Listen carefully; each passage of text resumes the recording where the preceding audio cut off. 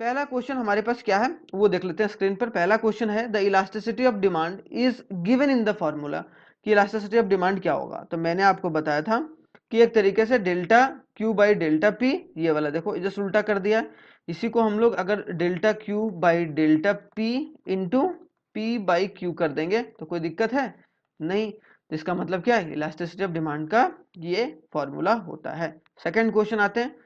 Suppose an individual buys a 15 units, क्या है कि एक इंडिविजुअल है वो 15 यूनिट बाई कर रहा है of a goods when the price is 15, कि एक इंडिविजुअल यूनिट है, मतलब जब प्राइस 5 रुपया था, मतलब पी जब 5 रुपया था तब क्वांटिटी कितना परचेज कर रहा था वो 15 यूनिट। बोला what will be happen to the demand when the price of the goods when the price of the goods is increased by 7 per unit and the elasticity of demand of for the goods is 0.5। मतलब क्या बोला, elasticity of demand is equal to 0.5 है। Clear. अब उसके बाद बोला कि जो प्राइस है वो बढ़ गया, मतलब P1 इज इक्वल टू 7। तो बोला जा रहा है यहाँ पर कि क्या होगा, what will be happen to its demand, demand क्या होगा, बढ़ेगा या घटेगा, हमें ये बताना है। ठीक है, तो मतलब क्वांटिटी 1 क्या होगा ये बताना है। तो हम लोग एक बार सॉल्व कर लेते हैं जल्दी से। तो Q1 को सॉल्व करने के लिए अगर ध्यान से देखा जाए तो हम लोग इस तरीके से सॉल्व करेंगे। Delta Q by delta Q कितना है भाई, यहाँ पर डेल्टा क्यू नहीं है, तो यहाँ पर प्राइस बढ़ा है तो क्वांटिटी घटा होगा, क्वांटिटी घट के आया होगा।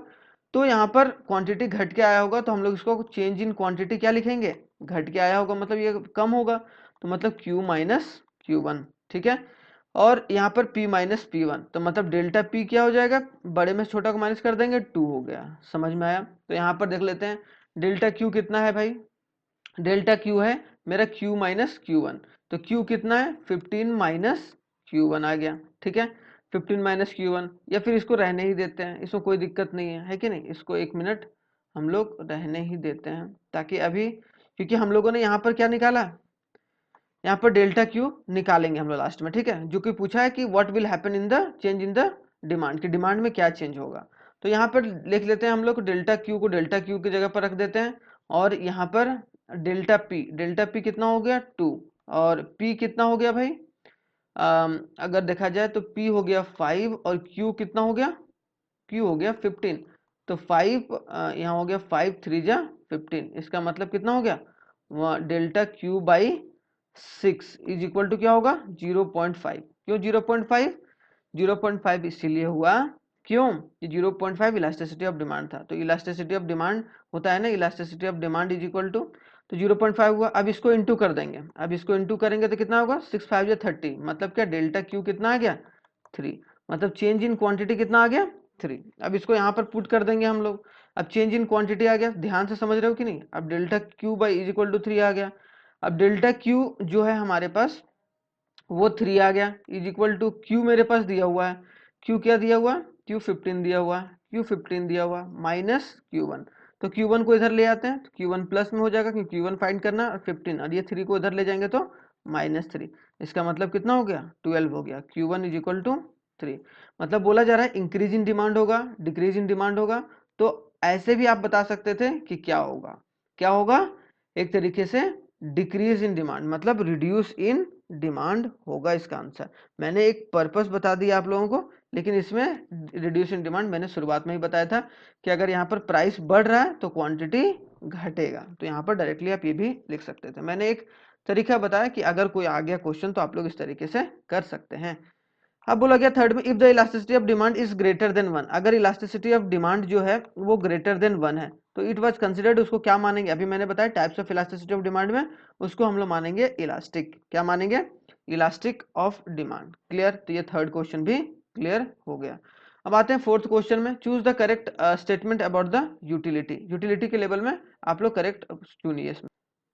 तो as a consumption increases marginal utility increases, ये बोल रहा है कि जैसे जैसे कंजम्पशन बढ़ता है मार्जिनल यूटिलिटी बढ़ता है, ये वाला चीज। ठीक है, तो ये वाला चीज क्या है, एक तरीके से गलत है। ठीक है, गलत है।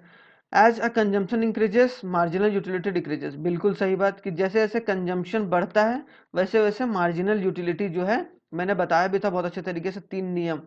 ठीक है, उसको ध्यान में रखना है। मार्जिनल यूटिलिटी क्या होता है, घटता है, तो मतलब ये राइट है, मतलब पहला रॉन्ग था, ये राइट था। Utility does not differ from person to person, तो differ total utility is the sum of marginal, तो टोटल यूटिलिटी क्या होता है, सम ऑफ मार्जिनल यूटिलिटी।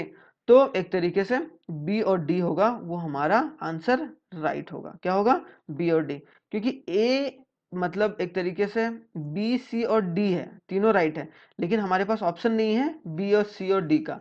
ठीक है, बी सी और डी, ठीक है, ये राइट है, लेकिन हमें ऑप्शन नहीं है ना, हमें बी और डी ऑप्शन दिया हुआ है, तो बी और सी ऑप्शन दिया हुआ है, लेकिन बी और डी ज्यादा करेक्ट आंसर है इन कंपेयर टू बी और सी। क्लियर, तो ये हमारा आंसर राइट होगा, फोर्थ का आंसर 4 होगा।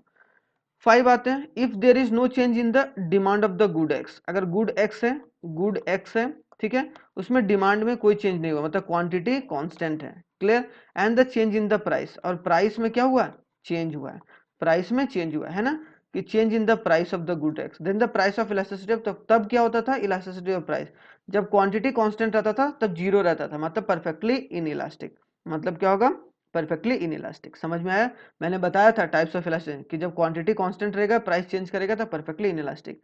परफेक्टली इलास्टिक कब हो जाएगा, जब elasticity of demand is equal to infinity, जिसमें उल्टा होता था कि प्राइस तो चेंज हो रहा है लेकिन क्वांटिटी जो है वो कांस्टेंट है। क्लियर, ये बात याद रखना है।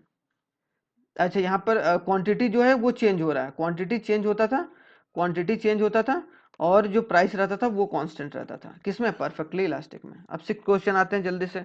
क्या बोला, when the price of the goods falls from 15 rupees 15 per unit to the 12 per unit, price कितना था, पी कितना था 15, अब P1 कितना हो गया 12, द इस डिमांड राइजेस फ्रॉम 25%, डिमांड कितना बढ़ गया, मतलब क्वांटिटी कितना चेंज हुआ 25%। ठीक है, तो हम लोग इसको ये कर लेते हैं कि प्राइस कितना चेंज हुआ है, तो प्राइस कितना घटा है भाई, प्राइस 3 घटा है, किससे घटा है, 15 से घटा है, इंटू 100, तो क्या 5 3 जा 15, अब 5 2 जा 10 और 0 3 3 कट गया, मतलब 20% आ गया।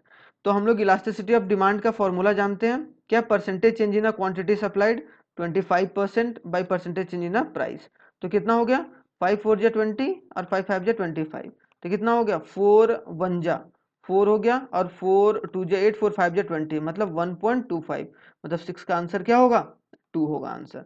तो यहाँ ध्यान से, ठीक है, परसेंटेज चेंज इन हम लोग यहाँ से निकाल सकते हैं आसानी तरीके से, जैसा कि मैंने अभी बताया, तो यहाँ से आप लोग देख लीजिएगा।